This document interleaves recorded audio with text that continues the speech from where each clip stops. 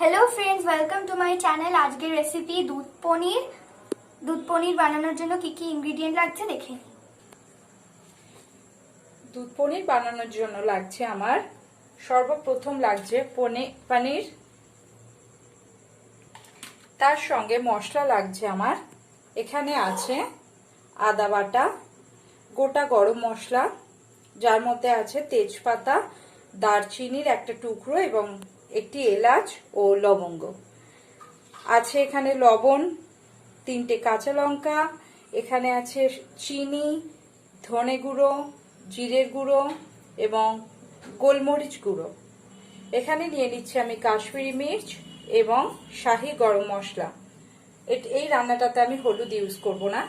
এবং আছে এখানে হাফ কাপ মতো দুধ, আর এখানে আমি চিনেবাদাম, পোস্ত এবং চালমগজ বেটে একটা পেস্ট বানিয়ে রেখেছি। আর লাগছে আমার ধনে পাতা এবং ঘি। আর নিয়ে নিচ্ছি এখানে আলু একটু সেদ্ধ করে নিয়ে নিয়েছি, এটা আমি ভেজে নেব সাদা তেলে। আর এখানে একটা গরম জল নিয়েছি এবং গরম জলটার মধ্যে নুন এবং চিনি দেওয়া আছে। আমি পনিরটা ভেজে তারপর এই জলটাতে ভিজিয়ে রাখবো, যাতে পনিরটা সফট থাকে এবং ওর মধ্যে নুন এবং মিষ্টির পরিমাণটা সঠিকভাবে ঢুকে যায়। আমি কড়াইতে তেল দিয়ে দিয়েছি এবং তাতে আমি আলুগুলো ছেড়ে দেব।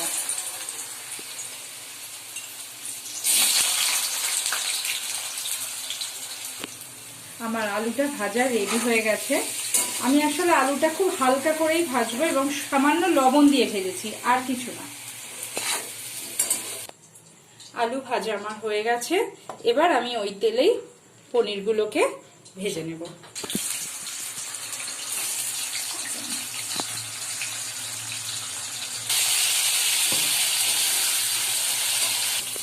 পনির আমি খুব বেশি ভাজবো না, হালকা করে ভাজবো। এবার আমি আমার যে জলটা রেডি করা আছে নুন এবং চিনি দিয়ে উষ্ণ গরম জল, তার মধ্যে পনিরগুলোকে দিয়ে দেব। পনিরটা এখানে ভেজানো থাকলো, ততক্ষণে আমি গ্রেভিটা রেডি করে নেব। প্রথম আমি গোটা গরম মশলা ফোড়নে দিয়ে দেব। দিয়ে দিলাম তেজপাতা, এলাচ, লবঙ্গ এবং দারচিনির টুকরো।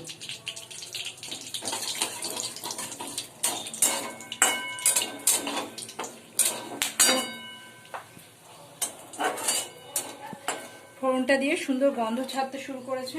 এর মধ্যে আমি দিয়ে দেব আদা বাটা।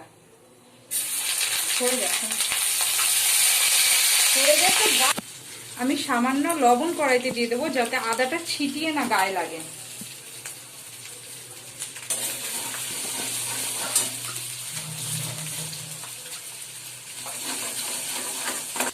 এবার দিয়ে দেবো আমি এতে কাঁচা লঙ্কা।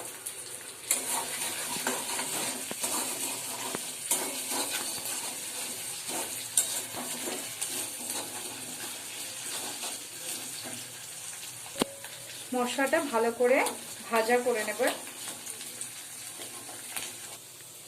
এবার আমি দিয়ে দিচ্ছি কাশ্মীরি মির্চ।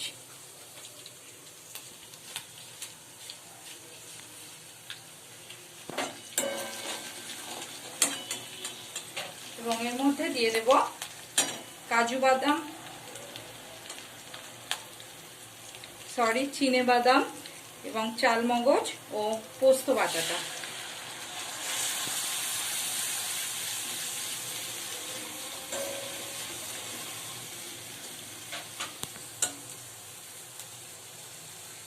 এবার দিয়ে দেবো আমি স্বাদ মতো লবণ।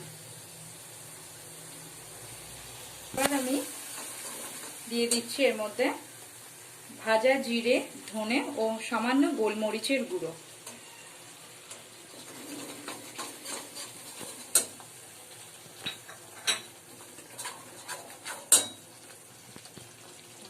এটা দেখাই না। এবার আমি এর মধ্যে দিয়ে দিচ্ছি আলুটা।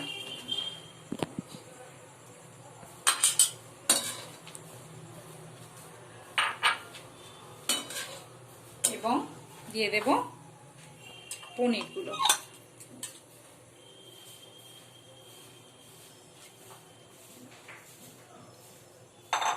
খুব সুন্দর একটা কালার এসেছে।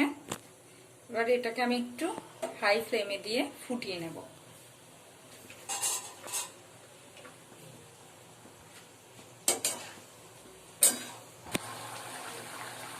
চাল মগজ যদি নাও থাকে, আপনারা চিনেবাদাম এবং পোস্ত, এগুলো তো সবসময় কমন বাড়িতেই থাকে, এগুলো দিয়েও এই রেসিপিটা বানাতে পারেন।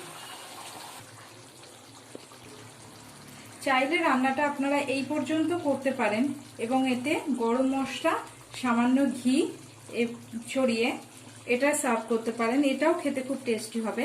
এবং আমি এর পরেও এবার এর মধ্যে অ্যাড করব দুধ। আমি দুধটা দিয়ে দিলাম।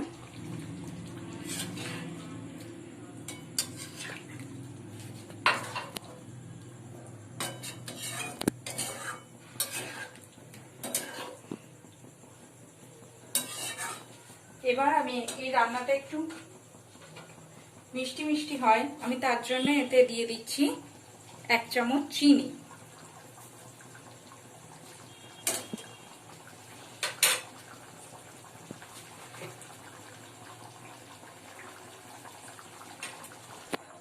এবার আমি দিয়ে দিচ্ছি সামান্য ধনেপাতা কুচি।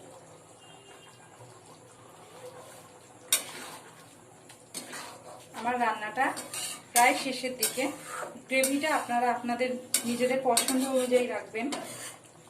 আমি যেহেতু রুটির সাথে সার্ভ করব, ওই জন্য একটু গ্রেভি রেখেছি।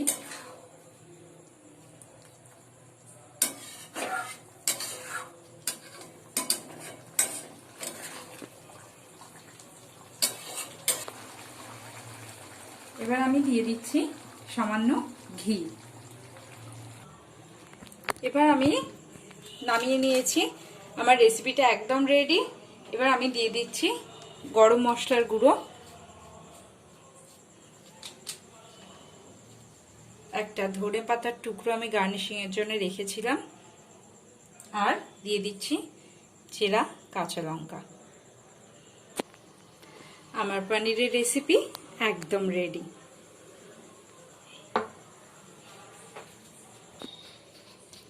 এবং আজ জন্মাষ্টমী বলেই এই নিরামিষ রেসিপিটা আমি করেছি।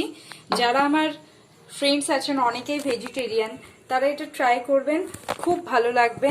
এবং এটাতে আমি কাজু বাদাম ইউজ করিনি, অনেকে চাইলে এটাতে কাজু বাদাম ইউজ করতে পারেন। রেসিপিটা ট্রাই করুন, আর ভালো লাগলে অবশ্যই লাইক এবং সাবস্ক্রাইব করবেন। Thank you.